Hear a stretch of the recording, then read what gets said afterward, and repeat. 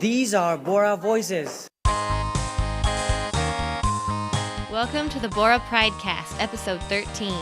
Today we have for you interviews with some STEM girls, wonderful students, some beautiful winter poems, and a prep period cold call with Mr. Sullivan and jazz band kids. These are Borah voices. Hey, we're in the recording studio with seniors Haadiya Tarek and Korina Sinkovich. These two amazing ladies carried out a really successful STEM fair for all of Borah in November. Is that right? Yeah. Where did you guys get the idea to do this?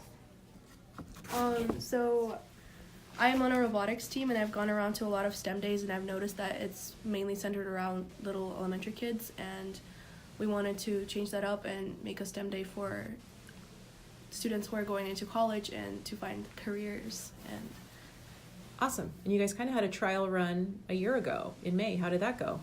Yeah, so we had an after-school STEM day. It was for 2 hours after school, and it was on a way smaller scale, but it kind of had us, we gained contacts, and we kind of had an idea of, what we wanted to do next year. So it was successful, and you carried forward. Yep. And how did you decide who to invite?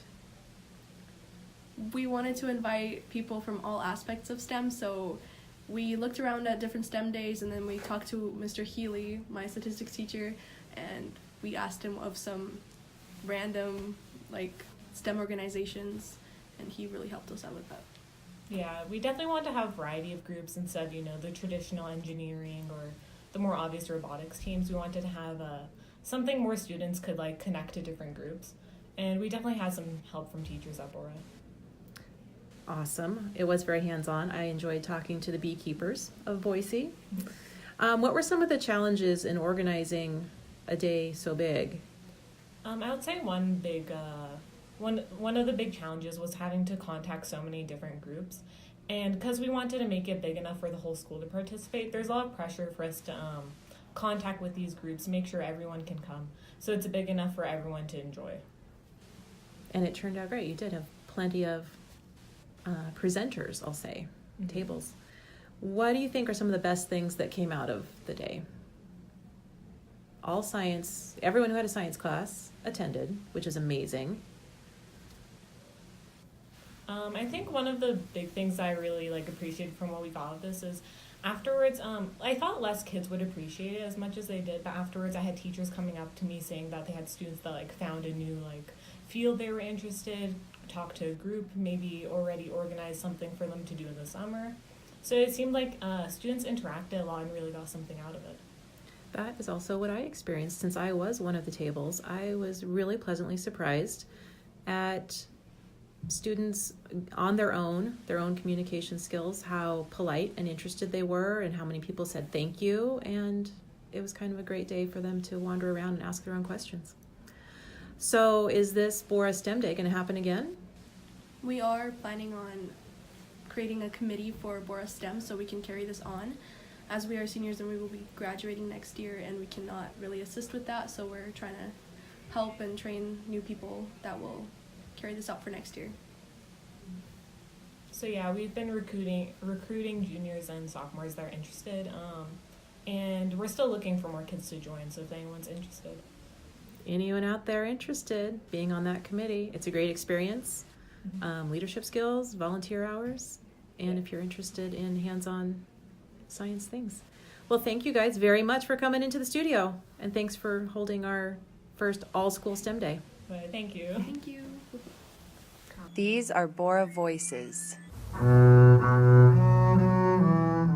This is the time of year where people sing and dance with peers, drinking and laughing with gusto. I love this season, for everyone laughs and plays, all for good reasons. Family from around the country come to see them. Cookies and eggnog are the true staples of the house. Parents in a financial fog wait for a new year to panic. White, winter wonderland. The snow falls, Jack Frost nipping my nose.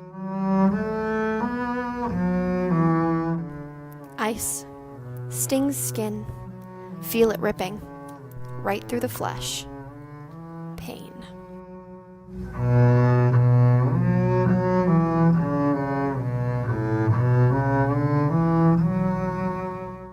wisps of white gently are falling all around me, and I am at peace. Serenity, love, joy. Winter has everything I need to be happy.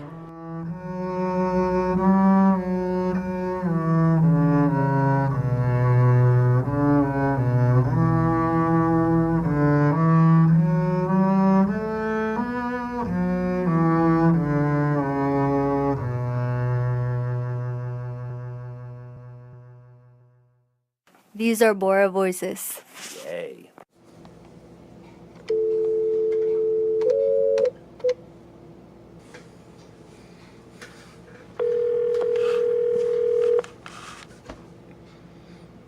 Hello. Mr. Sullivan, this is Patrick Rose with the Prep Period Cold Call. Do you have a minute to talk? Hi, Mr. Rose. How are you doing today? I have a band council meeting, but they can do it without me. Are you sure? This will only take 5 minutes. Okay. Okay, I'm ready. All right.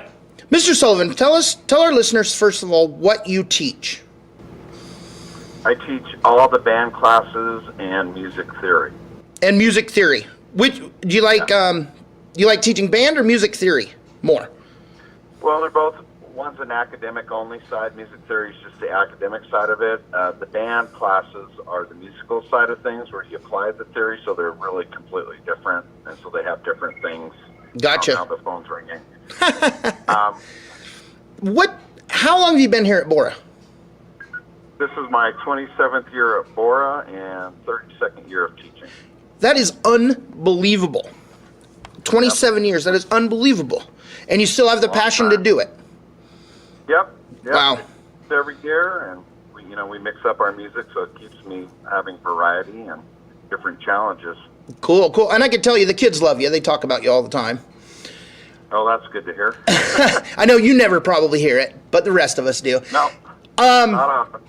Okay, so a couple weeks ago, you guys went to a competition. Explain this competition and how well you guys did, because from what I heard, it was like the best of the best, and you've been doing it for years now. Can you explain that whole process? Yeah, the District 3, which is one of the regions in the state of Idaho, there's 6 regions in one conference, holds different festivals for the different aspects of music. One for marching band, one for symphonic concert bands, and one for jazz. And so this was the District 3 Jazz Festival, where all the jazz bands in District 3, which is 40 total bands in the festival over 2 days, go and play for college professors that are adjudicators on how well we perform the music that we play. And so we played the second day, and we were scored a 98, a 98, and a 95 out of 100 points possible for a composite score of 97. And we ended up having the highest score out of all 40 bands in all of District 3.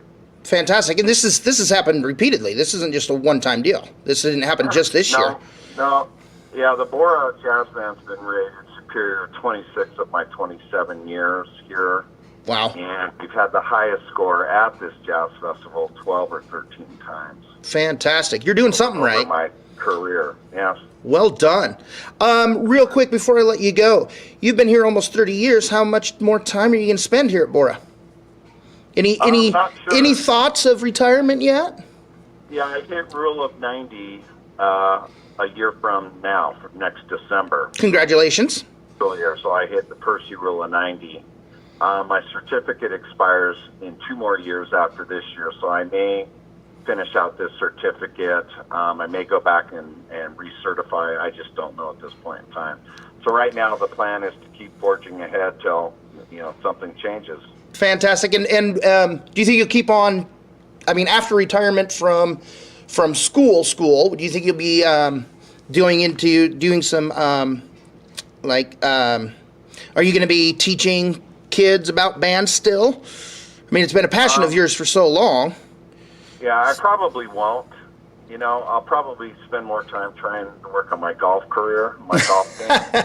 And I do play in a band on Wednesday nights, so I will continue to play and participate in music, but I really won't probably teach or do private lessons or anything like that. Where does this band when I walk play? out the door, it's done. We rehearse every Wednesday night at Boise State, and then we do concerts throughout the valley. Very cool, very cool. Let us know when that's happening next time, and maybe we can get some people out. Okay. All right. Thank you very much for your time. I know you're a busy person. Keep doing what you're doing. Kids love you. And hey, 98 or whatever it was, fantastic job. Yeah. Once again. Well, thank you. All right. Bye-bye. These are Borah voices.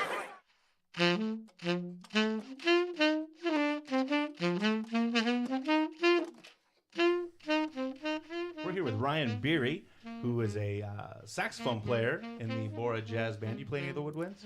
No, it's mostly just saxophone. Focus on a couple of them, though, to kind of keep things a little lively still. Oh, good. And the Borah Jazz Band just played at the District 3 Jazz Band competition and sounds like swept the whole thing. Yeah, we did. The last couple of years, we've been really close.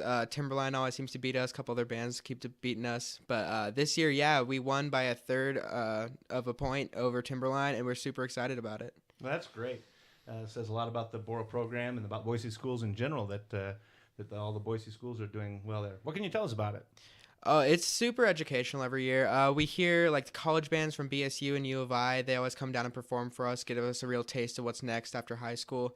And then we just get to see like over 40 bands play, and it's really cool because we get to hear like what everyone's doing and where they're at on all of their progressions. And it's really sweet to be able to like compare yourself to them and just kind of see them perform. So it's an educational sort of thing. Yeah, absolutely. It's not just a competition. Unlike sporting events where you go and compete, it's not really about sharing skills and learning from one another. It's about competing, and that's one of the things I've always liked about music is that it's a combination of a competition and an educational thing between the programs. Yeah, absolutely. There's definitely a strong aspect of education. We always like to treat it like a competition because we like to be the best. But yeah, it's definitely really cool to be able to learn from the other bands like that. Mm-hmm. Who were some of your adjudicators? Were you familiar with them? I actually wasn't this time. We did get a really good clinician, though, who helped us out afterwards and gave us some tips. He was the saxophone and jazz director at ISU, and that was really helpful just from like some technique perspectives. Oh, cool. Good. What songs did you guys play? We had this really sweet trombone feature ballad played by Dennis Jokic. He absolutely killed it. Sounded great. All the rest are kind of just some basic swing tunes to start out the year and start to learn the basics of jazz. Great. That's great.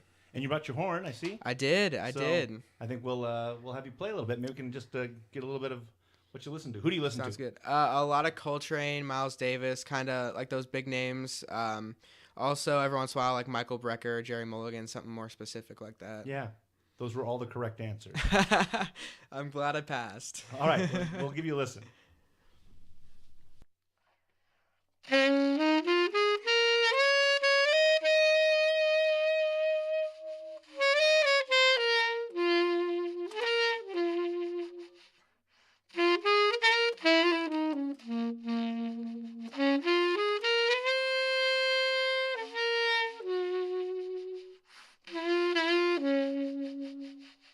These are Borah voices. Thanks for listening to episode 13 of the Borah Pridecast. We're headed into the holiday break, so you know what they say. See you next year.